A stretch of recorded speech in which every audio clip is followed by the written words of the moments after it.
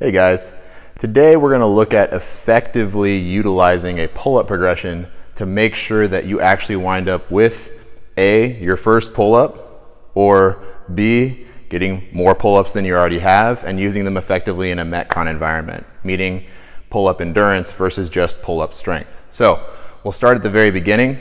The very first thing we need to develop if you are brand new to trying to do a pull-up is both your hang strength and your grip strength. We essentially do those two things at the same time. Number one, we're going to work on developing a strict hang from the bar, making sure that you're not shrugging your shoulders up and having what's called a loose pack position for your shoulders. We want a closed pack position for your shoulders with engaged lats. So that's the first thing we'll work on developing. We're going to want to build up to about 30 seconds with that straight arm hang. Now, while that's happening, you still need to be able to do some stuff when we're doing Metcons. So for that, we would use a standing ring row.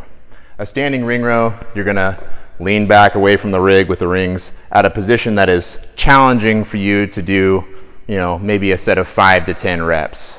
Okay? So once you can do a straight arm hang for 30 seconds, we want to start working on bent arm hanging with different grips. So we may start with a chin up grip or an overhand grip and have you hang with the chin over the bar for up to 30 seconds.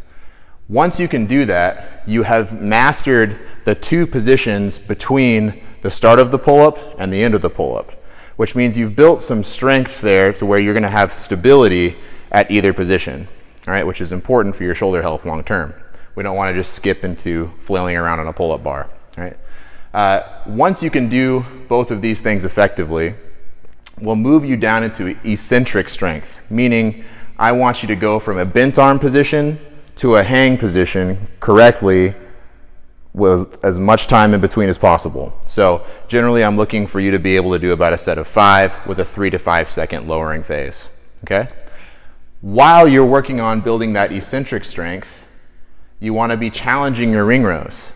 Sometimes I see people get to this stage and still do all of their ring rows standing up because they can get them done really fast. Well, the problem is that you're no longer challenging the muscles that are effectively used to pull you, okay, whatever direction you're trying to pull yourself or pull an object. You're not challenging it enough by staying with the standing ring row.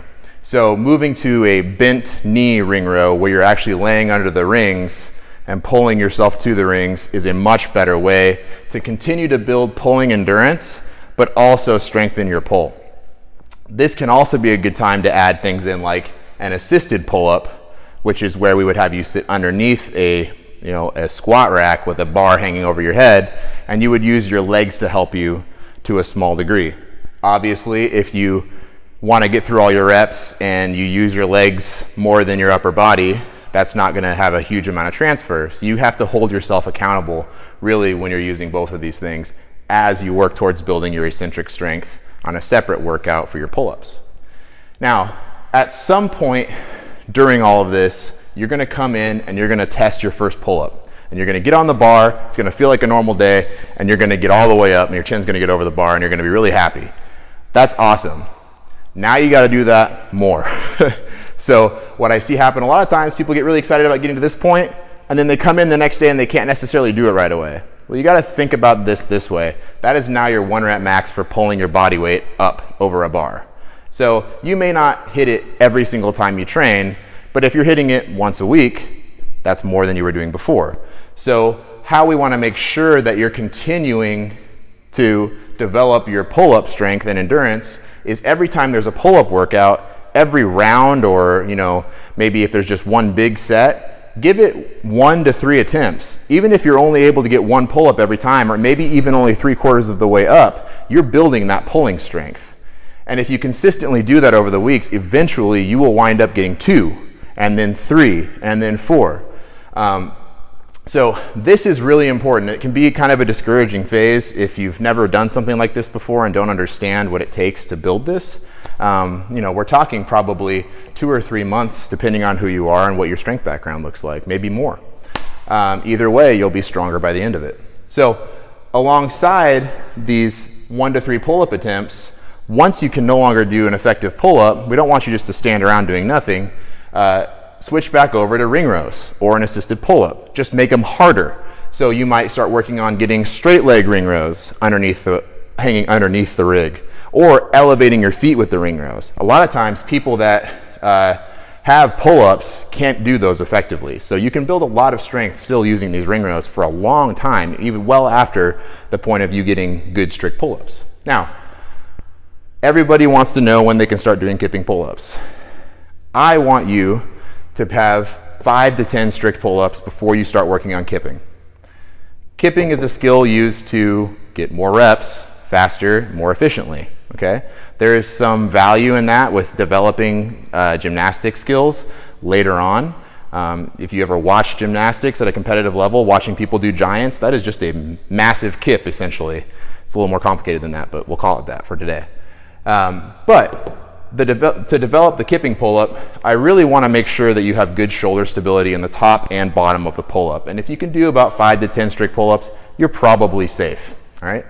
Could you learn these earlier? Yeah, but why? All right, so moving on, once you've got that 5 to 10 strict pull-up range, you're gonna be able to do pull-ups in pretty much every workout that we put up. But we still wanna make sure that we're challenging that like we do every other movement pattern. So some ways that you can go about doing that, you can change your grips, you can add a weight vest or a chain belt between your legs, or even just hook a dumbbell between your feet, just to challenge them and make them stronger. That's never a bad thing. The stronger you get here, the lower the percentage of effort is required to do this, and you'll be able to get more of that more effectively. So once you're able to do weighted and high rep strict pull-ups, you start working on developing kipping chest to bar pull-ups and working on your butterfly technique, which is a little bit harder on your shoulders. So this is a good thing to have before you start messing with that. I hope this gives you guys some better ideas about how to go about this and leads you to more progress in the gym here at Full Steam. See you guys.